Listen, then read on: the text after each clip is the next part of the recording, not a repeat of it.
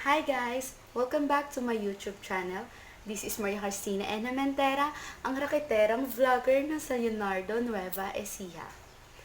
So, ang gagawin ko ngayon, magbibigay ako ng review dito sa nauuso ngayong murang blackheads remover. Murang blackheads remover. Nabili ko lang siya is 3 pesos sa supplier ko from Divisoria. So, titignan natin kung totoo ba talaga yung sinasabi nilang nakakaalis to ng blackheads. Although, konti lang naman yung blackheads ko sa ilong. Siyempre, pag nilagyan nito, dapat matatanggal yung konti na yon. So, yan.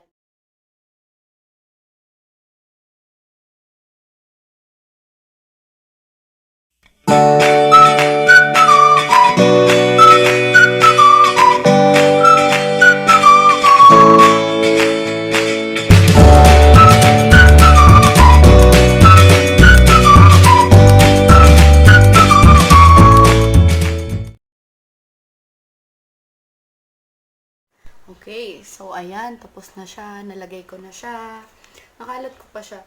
Madaming natira doon sa isang sachet ng worth 3 pesos. Siguro tatagal to hanggang 4 na gamitan. So, mag-aantay lang tayong matuyo siya, siguro mga 15 minutes or 10 minutes para talagang kumapit yung blackhead sa kanya.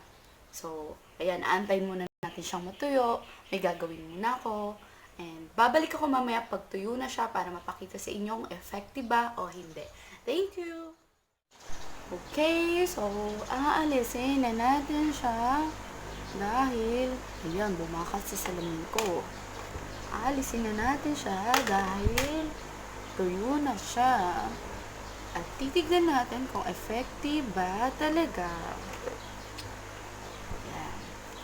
Dami-dami kasi naghahanap ng murang effective. So, ito sasagutin ng 3 pesos blackhead remover. Ayan. Medyo mahirap siya tanggalin, ha. Ayan. Hindi naman siya masakit. Dahan lang.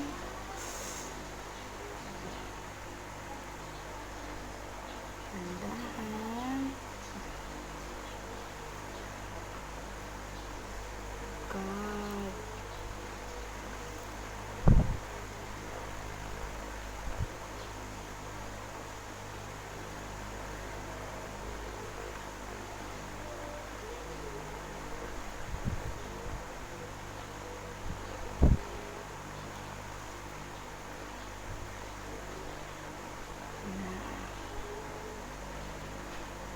Okay. So,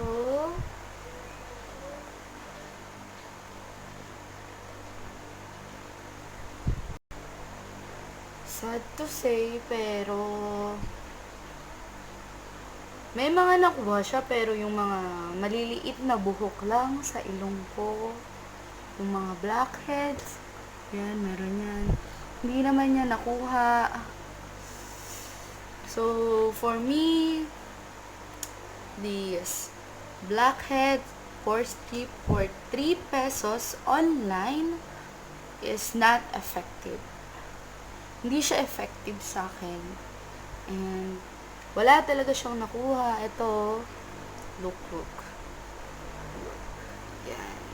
Close up ko sa inyo. Yan. Wala siyang nakuha. Pan-display lang, ganun. Siguro mas worth it kung sa Watsons bibili ng mga blackhead remover. Meron doon, madami pore strip. Merong mura lang din, meron lalo pa sa 100. Nasa sayo naman yun kung titingin ka talaga sa brand. Pero if nasasatisfy ka na sa mura, pero may brand din naman siya. Hindi nga lang ganun ka taas yung brand niya. Ba't hindi ka na lang doon? Yan. Wala naman siyang naalis. Wala, sakto na. So,